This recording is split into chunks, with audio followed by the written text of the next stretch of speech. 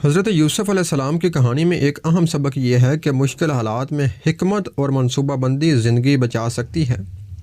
جب مصر میں خوراک کی کمی شروع ہوئی تو لوگوں نے خوف محسوس کیا اور ان کے دل میں پریشانی چھا گئی۔ حضرت یوسف علیہ السلام نے اللہ کی رہنمائی سے دیکھا کہ آنے والے 7 سال میں شدید قحط پڑ سکتا ہے۔ انہوں نے نہ صرف ملک کے ذخائر کا جائزہ لیا بلکہ لوگوں کے لیے ایک منصوبہ بھی بنایا تاکہ قحط کے دوران کوئی بھوکا نہ رہے۔ یہ ہمیں سکھاتا ہے کہ مشکلات کو نظر انداز نہیں کرنا چاہیے بلکہ اس کا حل سوچنا چاہیے۔ حضرت یوسف علیہ السلام نے سب سے پہلے ملک کے اناج، گندم اور دیگر ضروریات کا مناسب حساب لگایا۔ ان کے اندازے کے مطابق 7 سال کی زیادتی اور کمی کو مد نظر رکھتے ہوئے انہوں نے ذخیرہ کرنے کی منصوبہ بندی کی۔ انہوں نے بڑے مٹی کے برتن اور گودام تیار کیے تاکہ اناج کو صحیح طریقے سے محفوظ کیا جا سکے۔ یہ منصوبہ بندی لوگوں کے لیے باعث سکون بنی کیونکہ ہر ایک جانتا تھا کہ قحط کے دوران خوراک دستیاب ہوگی۔ یہ حکمت عملی آج بھی ہمیں یہ سکھاتی ہے کہ بحران کی تیاری میں سب سے پہلے منصوبہ بندی اور حساب کتاب ضروری ہے۔ حضرت یوسف علیہ السلام نے ذخیرہ اندوزی کے لیے معیاری طریقے اپنائے۔ اناج کو صرف جمع نہیں کیا گیا بلکہ انہیں خشک، صاف اور محفوظ طریقے سے برتنوں میں رکھا گیا۔ اس طرح سے ہر سال کے لیے خوراک کی حفاظت ممکن ہوئی۔ انہوں نے ہر برتن پر نشان لگایا تاکہ یہ معلوم ہو کہ کون سا اناج کس سال کے لیے مخصوص ہے۔ یہ ایک عملی سبق ہے کہ چیزوں کی درستگی، ترتیب اور نشاندہی بحران کے وقت ہماری مدد کرتی ہے۔ حضرت یوسف علیہ السلام نے ذخیرہ اندوزی کے دوران معاشرتی تعاون پر بھی زور دیا۔ وہ نہ چاہتے تھے کہ صرف ایک طبقہ یا امیر لوگ فائدہ اٹھائیں بلکہ ہر شہری کی حفاظت ان کی ترجیح تھی۔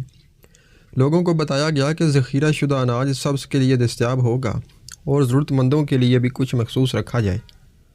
اس حکمت سے عملی سے نہ صرف بھوک کا بحران کم ہوا بلکہ لوگوں کے دلوں میں اعتماد اور اتحاد پیدا ہوا۔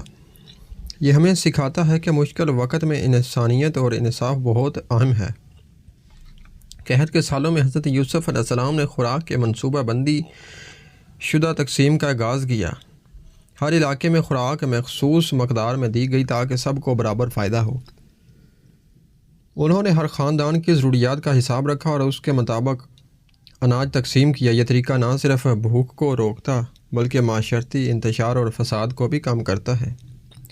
یہ سبق آج بھی ہمیں یاد دلاتا ہے کہ وسائل کی منصفانہ تقسیم کس قدر ضروری ہے۔ حضرت یوسف علیہ السلام نے ذخیرہ شدہ اناج کو خراب ہونے سے بچانے کے لیے خصوصی انتظامات کیے۔ گوداموں کو خشک اور محفوظ بنایا گیا اور ہر برتن کو اچھی طرح بند کیا گیا تاکہ نمی یا کیڑے مکوڑوں سے نقصان نہ پہنچے۔ یہ دکھاتا ہے کہ صرف جمع کرنا کافی نہیں بلکہ محفوظ اور مستقل ذخیرہ بھی ضروری ہے۔ اس وجہ سے 7 سال کے طویل قحط کے دوران بھی خوراک محفوظ رہی۔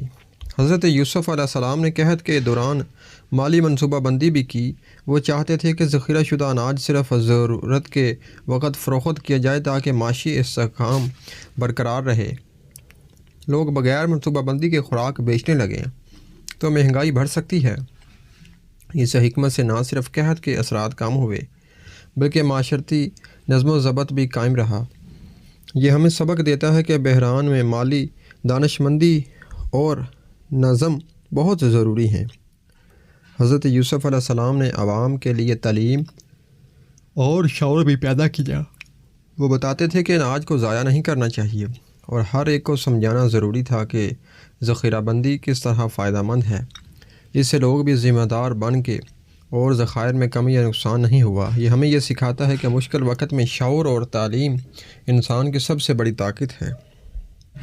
حضرت یوسف علیہ السلام کی حکمت کا سب سے بڑا سبق یہ ہے کہ خطرات اور مشکلات کو نظر انداز نہیں کرنا چاہیے۔ وہ لوگوں کے خوف اور پریشانی کو دیکھ کر خاموش نہیں رہے بلکہ ایک مضبوط اور عملی حل لے کر آئے۔ یہ ہمیں یہ سکھاتا ہے کہ ہر بحران میں حکمت اور پیش بینی بہت ضروری ہے۔ آخر میں حضرت یوسف علیہ السلام نے یہ ثابت کیا کہ صبر، حکمت، ایمان اور منصوبہ بندی کے ذریعے بڑے سے بڑے بحران بھی قابل حل ہیں۔ ہمیں چاہیے کہ ہم بھی اپنے زندگی کے قحط جیسے حالات میں حکمت، تعاون اور نظم اختیار کریں۔ حضرت یوسف علیہ السلام کی کہانی آج بھی ایک مثال ہے کہ مشکل وقت میں دانش مندی اور احتیاط زندگی بچا سکتی ہے۔